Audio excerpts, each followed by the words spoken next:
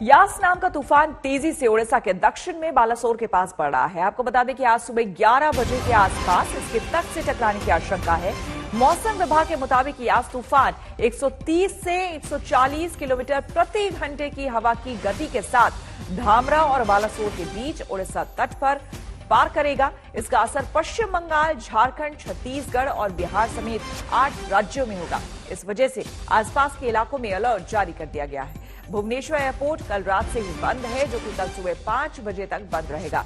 वहीं कोलकाता एयरपोर्ट से सुबह 8:30 बजे से उड़ने वाली उड़ानों को शाम 7:45 तक के लिए स्थगित कर दिया गया है। तो भुवनेश्वर और कोलकाता एयरपोर्ट एहतियातन बंद कर दिए गए हैं। यास तूफान के मद्देनजर जिन जिन इलाकों में इससे क्षति की संभावना है, वहां पर पहले से ही अलर्ट जारी कर दिया गया है। कई लोगों को देखिए, आपको हम तस्वीरें दिखा रहे हैं जहां जहां यास तूफान का कहर देखने को मिल सकता है। हालांकि कहते हैं तूफान से पहले की शांति जो थी वो तो आपको हमने दिखा दी, लेकिन अब तूफान आने की बारी है। तो उससे पहले देखिए किस तरह से भीषण बारिश हो रही है, कई जगहों पर तेज हवाएं चल रही है। आपको हम दिखा रहे हैं भद्रक उड़ीसा की तस्वीरें, क्योंकि उड़ीसा में भी यास का प्रभाव देखने को मिलेगा। रामेश्वरम तमिलनाडु की तस्वीरें भी आपको हम दिखा रहे हैं, तेज हवाएं वहां चल रही है। साथ ही साथ उड़ीसा के चांदबाली इलाके की भी तस्वीरें आपको हम दिखा रहे हैं। देखिए किस तरह से लहरें जो है, तेज लहरें हिलोरे मार रही हैं और ऊंची ऊंची लहरें अब उठ रही हैं।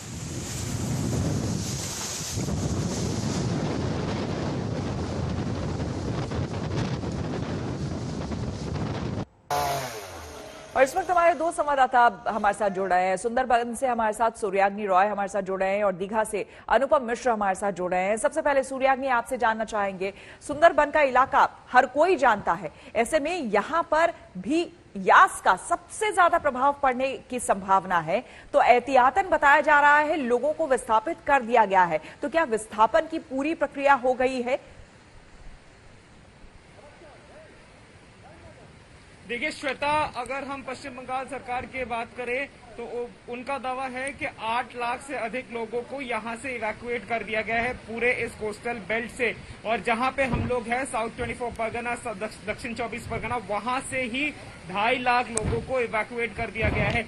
ये चीज हमें समझनी होगी कि ये बेल्ट जो है या दीघा से लेकर काकद्वीप, साउथ 24 परगना, सुंदरबन का एरिया इलाका जो है, ये इसने पिछले कुछ सालों में बहुत सारे साइक्लोन्स यहाँ पे देखे हैं। पिछले ही साल आम्फान सुपर साइक्लोन साउथ 24 परगना में ही उसने लैंडफॉल करके वो कोलकाता की तरफ उसने रवाना लिया था। लेकिन यहाँ की परिस्थिति अगर हम आज की दिखाएं तो यहाँ पे बारिश हल्की हो रही है, लेकिन हवाएं जो है वो बहुत तेज है। समुद्र तट पे अगर हम देखें, लहरें इतनी कल क्योंकि पिछले 24 घंटों से हम यहाँ पर है श्वेता, हमने देखा है कि कैसे ट्रांसफॉर्मेशन इस पूरी जगह का हुआ है एनवायरमेंटली। यहाँ पे ना पहले हवाएं चल रही थी, ना बारिश हो रहा था, ना ही समुद्र इतना रफ हो चुका था। लेकिन आज का सिचुएशन कंप्लीटली डिफरेंट है और जैसे जैसे आहिस्ता आहिस्ता लैंडफॉल का समय नजदीक आता जाएगा, यहाँ पर ये स्थिति जो है ऐसी ही बनेगी और शायद इससे भी बदतर से बदतर हो जाए। श्वेता, बिल्कुल, और तस्वीरें सूर्याग्नि आपकी साफ बता रही है, जो कुछ भी आप बोल रहे थे, किस तरह से वातावरण में परिवर्तन है वो साफ देखने को मिल रहा है। अनुपम, आपसे समझना चाहेंगे, दीघा में खास करके, क्योंकि कल भी आपसे बातचीत हुई थी, दीघा में खास करके अब किस तरह की तस्वीरें सामने आ रही है, क्योंकि अब बहुत कम वक्त बचा है जबकि यास तूफान जो है वो टकराने वाला है।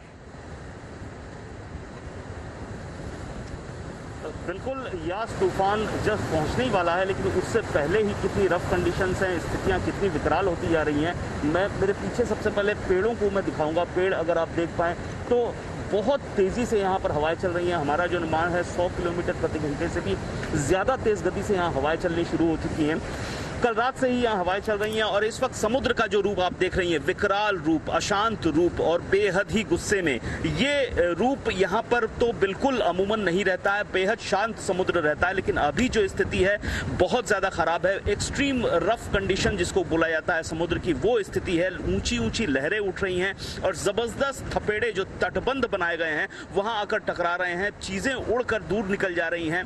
अगर कोई टुकड़ा कुछ भी पड़ा हुआ है, हल्का है, वो उसे हवा हवाएं उड़ाकर ले जा रही हैं। तो ये स्थितियां हैं जब कि जो डामरा पोर्ट है उड़ीसा में, जहां पर लैंडफॉल बताया जा रहा है, वहां से लगभग सिर्फ और सिर्फ 30 किलोमीटर दूर रह गया है ये तूफान। और दीघा से भी अभी जहां पर हम लोग हैं यहां से भी महज 40 से 50 किलोमीटर दूर रह गया है। तो ये प्रोसेस शुरू हो चुका है लैंडफॉल का, लेकिन एग्जैक्ट लैंडफॉल थोड़ी देर में ही होगा। और उससे पहले की जो स्थितियां हैं, जो विकराल स्थितियां हैं, जो कठिन स्थितियां हैं, विकट स्थितियां हैं, वो मैं आपको दिखा रहा हूं। और यही जो लैंडफॉल का प्रोसेस होता है, कई घंटे तक चलता है, यही नुकसान सबसे ज्यादा होता है। यहाँ पर इस बार जो सबसे ज्यादा कोशिश की गई है, इवैक्यूएट की गई है लोगों को, इससे ज्यादा हम कुछ कर भी नहीं सकते, क्योंकि संपत्ति का जो नुकसान होगा, पेड़ों का जो नुकसान होगा, उसमें कोई उपाय नहीं है। तेज हवाओं के ऊपर निर्भर कर रहा है।